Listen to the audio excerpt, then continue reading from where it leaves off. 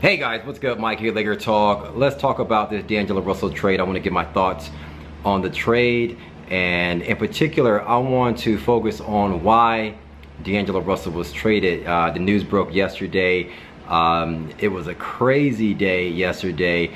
A lot of folks are hitting me up, Mike, make a video, make a video. Listen, I'm like every other fan, to be honest with you. I'm not here to break news. So when news break, I have to let it sit in a little bit, and I've learned over the years that it's best to kind of like gather my thoughts, see what all went down, and then comment on the situation. But we're currently in the middle of, I think, a trading frenzy. The draft, I believe, is tomorrow.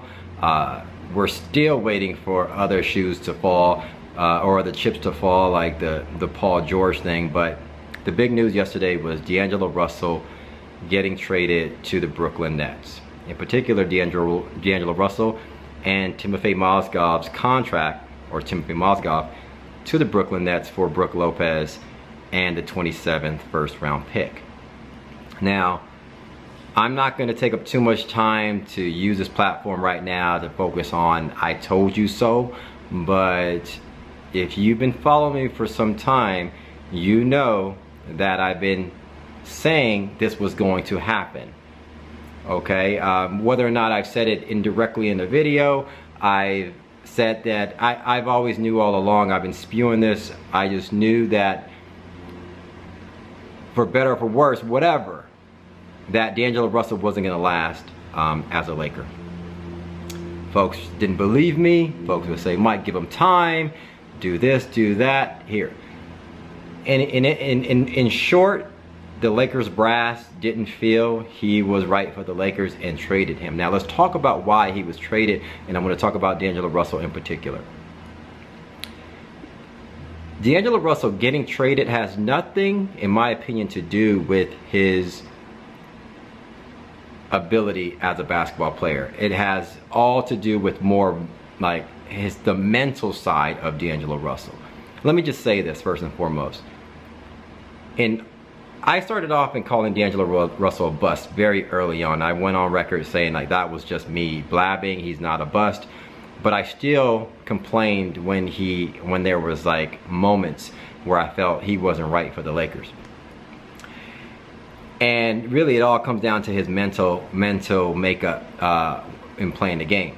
Listen, D'Angelo Russell, 6'5", great size. He has an above average jump shot from the outside, and he has good playmaking, or good ability off the pick and roll, and a good mid-range game. And sometimes, at times, he can also abuse his opponent with his size, backing them down and shooting from the post. So that's his plus side. Okay. The negatives are the limitations, if you will, is what caused everyone to still be not sure about what he is and who is he going to become. And the limitations are this: he's a one-dimensional player. He's an offensive player that, in addition to this, now there are other one-dimensional players like Kyrie Irving and Allen Iverson, but they did one thing, and they do one thing that D'Angelo Russell did not do. They competed every single game from the minute they got on the floor, and they competed day in, day out. Whereas D'Angelo Russell, in my opinion, he did not compete. That meant his heart wasn't in it sometimes, his mental makeup wasn't in it sometimes. You just didn't feel that D'Angelo Russell out there was competing 110% of his time and putting it into leading the team, wanting to win, just wanting to be, the best and trying to propel the team. It felt that maybe his body language, he was pouting sometimes he didn't want to play, sometimes he does want to play. There was one moment in his Laker career, if you will, last year when he had a great, 5 game stretch, and in particular it was the game when he went up against Damian Lillard. In that first half of that game, a couple games leading up to that, he was playing at his best, and it wasn't about scoring 20-25 points a game. It was about his mental makeup. You could see his energy level, his ability to lead the team, and our players really following his lead. After that game, things kind of fell off, and he started to get back into his inconsistent ways where players, you can see, players don't know if he was the leader. You don't even know if he wanted to play this game, or if he wanted to be the leader, or if he wanted to get traded or not, right? You just felt that, I always felt that if he wasn't getting the shots that he should be getting, that he wasn't doing anything more than that. And that's what led me to believe that D'Angelo Russell, the only way he is going to succeed is that he needs to be given the keys to the car and let him take 20 to 25 shots, even 30 shots a game, okay? And I believe that's where he will succeed. And I don't think the Lakers, with Luke Walton's system, was ready to do that. I think the way we're building this team, in my opinion, is bringing in multiple scorers, but at different positions. But I don't think D'Angelo Russell, in my opinion, I don't think he does much or he plays well when other guys are leading scorers or whatnot, if you will. It's either he needs to be the ball, has the ball in his hand, and he needs to shoot 25 times a game, and you'll get the best out of D'Angelo Russell. And so that's why I felt, and because his mental makeup was inconsistent, I felt all along that he wasn't a cornerstone franchise player that you could build around. Now, Allen Iverson has the same mental makeup in the sense that he has to shoot 30, 35 times a game, okay? Allen Iverson, that is. But what Allen Iverson did that D'Angelo Russell didn't do was he competed day in and day out, and then Philadelphia goes, this guy leaves his heart on the floor. So we're going to build a team of defensive players around this one scorer, and we're going to ride with him, do or die. And that's what they did with Allen Iverson. Now you got the same concept with Kyrie Irving. He's a one-dimensional player. He's just an offensive player, a great offensive player, if you will. But outside of that, he doesn't make his teammates better. It took LeBron James to get there to propel that team, and now Kyrie Irving is a good player, but alone he's not making everyone better. And that's what D'Angelo Russell, you know, he's obviously not at Kyrie Irving's level, and then he's also inconsistently mental makeup. So you basically are betting against the fact that he doesn't bring these other aspects, and so let's trade him to get better. Now let me get to why we're trading D'Angelo Russell. We're not trading D'Angelo Russell for Brook Lopez, okay? Let's just make that very clear. D'Angelo Russell was traded to make room for Paul George and another All-Star, okay, in 2018, all right? He was traded to obtain assets so that we can make another package for Paul George, and then free up cap space in 2018 to land another free agent in 2018, whether it be LeBron James, whether it be Russell Westbrook, or Boogie Cousins. Now, I throw in Russell Westbrook because there was reports that the Lakers were actually considering trading the number 2 pick for Paul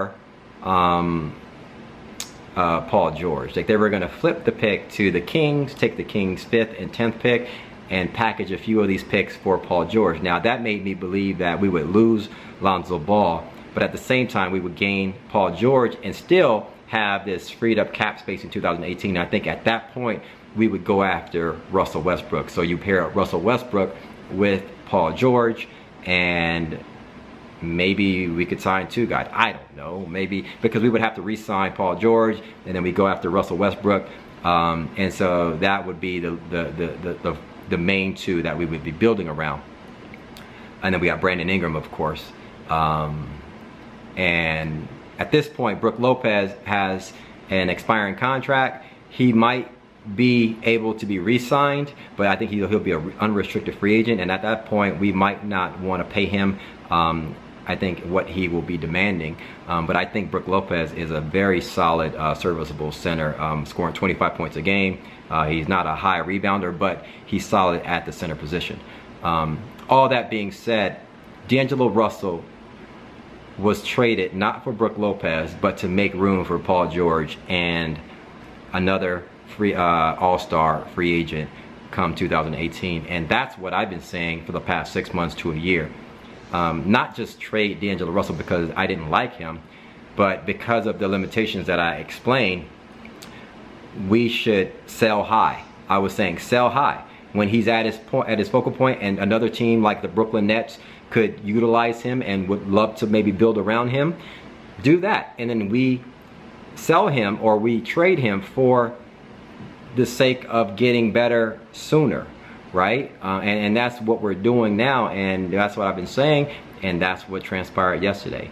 And so now here we are at the position. D'Angelo Russell's gone. I respect, you know, a lot of fans who still love D'Angelo Russell. You know, hey, that's basketball, that's sports. You know, you get tied in with one particular player. I'm not knocking anybody. I'm not going to kick anybody while they're down. I wish D'Angelo Russell nothing but the best. I think he will play well in the Brooklyn Nets. If, you know, once he gets 20 to 25 shots and they build a team around him, I think he'll do really, really well there. And I think it'll put us in a position right now to get better faster, I think this year and next year, rather than trying to grind it out with these young guys and see if they can get better. See if they can get better. Big if. Having said that, that's my thoughts on the trade right now. The next thing we got to think about is, when are we going to make this move for Paul George, and are the Lakers going to trade or give away this number 2 pick, which I don't like. That's for another video. I want Lonzo Ball at number 2 because I think he's perfect for the all-stars that we're going to bring in. Him being unselfish, I think it would go well with some of these pieces that we're going to bring in this year and potentially next year in 2018. That's my thoughts. Hit me up in the comments below. Let me know your thoughts. Thanks for commenting, liking, subscribing. Until the next trade bomb happens, hit me up in the comments below and follow me on Twitter at Mike Sports Life. We'll talk soon, guys. Peace.